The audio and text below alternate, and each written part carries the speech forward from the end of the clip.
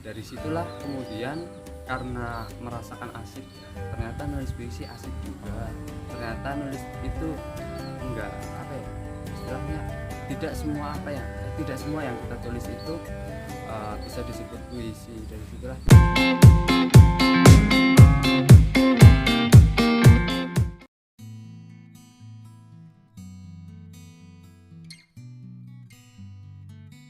sejak kapan suka nulis puisi ya. Jadi sebenarnya untuk puisi sendiri, kalau aku pribadi itu kan nulis bermula dari tugas bahasa Indonesia yang diampu oleh Ayah Abdul Wahid PS. Ya, jadi awal-awal ya kayak ya mungkin bisa dibilang terpaksa karena harus mengerjakan tugas, karena harus inilah itulah.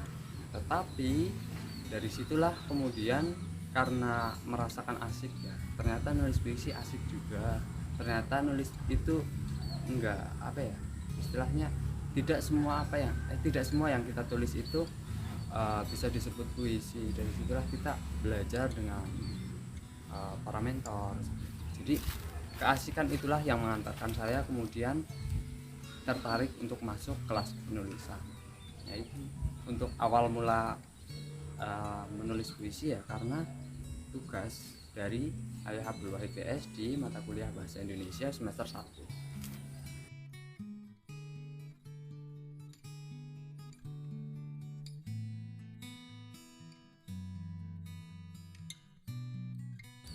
Oke, hal apa yang membuat saya terus menulis puisi itu ya karena saya mungkin karena nggak ada kerjaan lain ya. Jadi nulis puisi itu satu hal yang saya bisa, ya mungkin karena saya tidak bisa melakukan hal lain, saya tidak bisa memberikan karya lain ya, dalam wujud mungkin kan teman-teman ada yang juara di olahraga, juara di inilah itulah, nah saya tidak. Nah kemudian karena saya tertarik menulis puisi dan kemudian di puisi inilah saya seperti menemukan diri saya. Jadi saya lanjutkan untuk menulis, dimana saya bisa apa ya dalam tanda petik pamer sama orang tua, ini loh karya saya. Jadi karena saya punya karya kemudian ibu dan bapak saya suka, maka ya karena hanya inilah yang bisa saya persembahkan, ya udah nulis aja.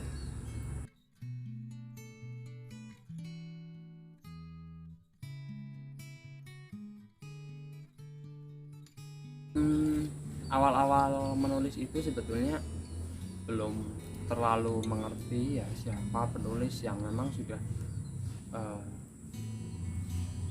istilahnya terkenal gitu ya. Intinya awal mula saya tahu puisi itu yang saya temukan di buku bahasa Indonesia tentu Sapakti Djoko Damono dan W.S. Rendra, dua nama yang sudah sangat familiar.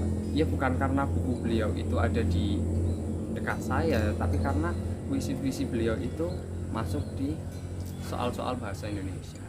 Nah jadi dari situlah saya punya ketertarikan dengan Sapardi itu pertama. Mungkin bukan hanya saya, banyak sekali yang mengidolakan beliau. Jadi almarhum yang Sapardi, mugi jembar kubure ya,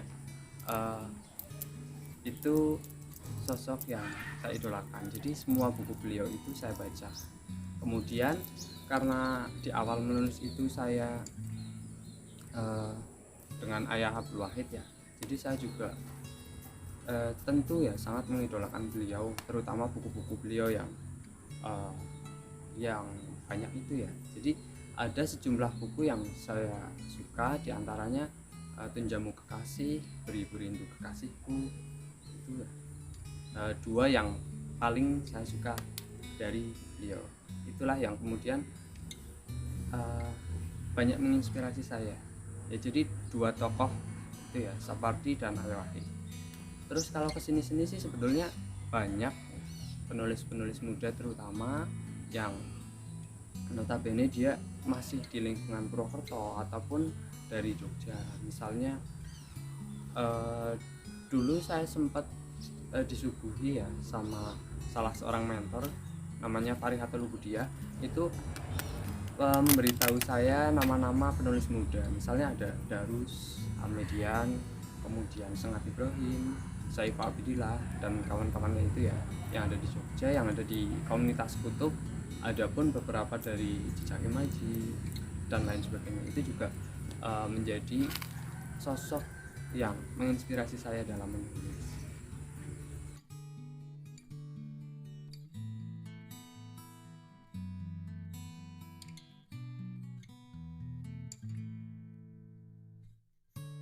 Ayah Abdul Wahid TS ini apa ya, bisa dibilang tokoh yang betul-betul memperkenalkan saya dengan puisi.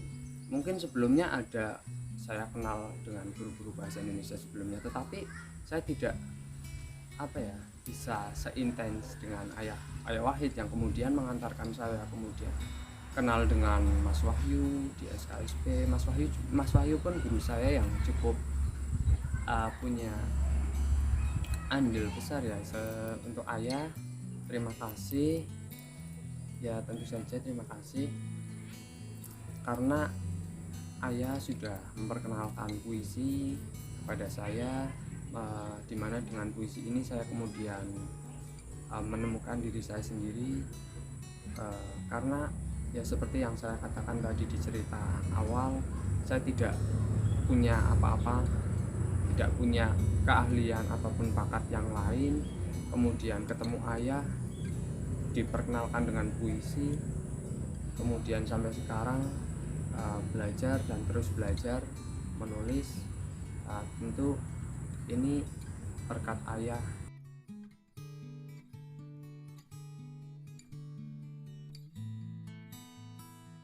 Terus menulis puisi, kalau saya belajar nulis itu kan sebetulnya yang pertama dicari adalah filosofi. Jadi dengan filosofi kita bisa memastikan bahwa puisi itu punya isi. Misalnya kita menulis tentang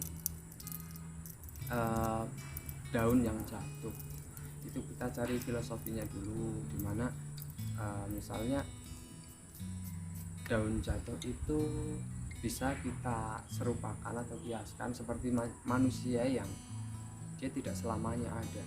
Daun itu tidak selamanya berada di pohon, kelak dia akan jatuh. Manusia pun demikian, dia tidak selamanya hidup, karena suatu saat manusia pasti mengalami kematian. Nah, dengan filosofi seperti ini kita bisa menarasikan sesuatu yang sederhana tentang tadi ya, misalnya kematian. Kita bisa menulis, aku cumalah daun-daun yang tak pernah abadi bersama tangkai yang kelak ditinggal pergi.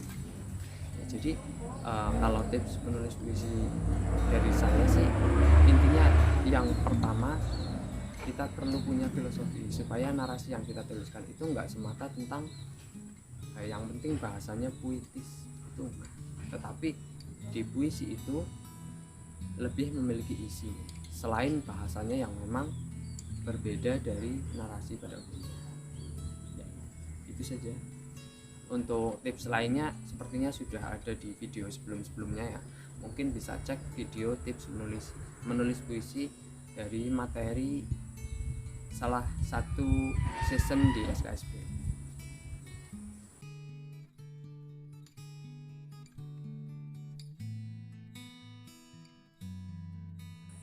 Pesan untuk teman-teman SKSP yang menonton video ini, tetap semangat ya untuk belajar menulis. Ya, jika kalian tertarik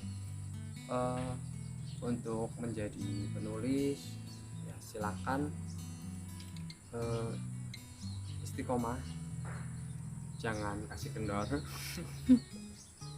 Karena menulis itu butuh proses yang panjang ya, untuk menemukan sesuatu yang bagus ya. Karena mungkin kita seringkali merasa tulisan kita sudah bagus, tapi ternyata menurut beberapa kriteria tertentu Tidak, karena saya dulu pun ketika awal menulis puisi misalnya ya, itu untuk mendapatkan 13 puisi yang dianggap bagus oleh mentor, saya menulis lebih dari 700 judul.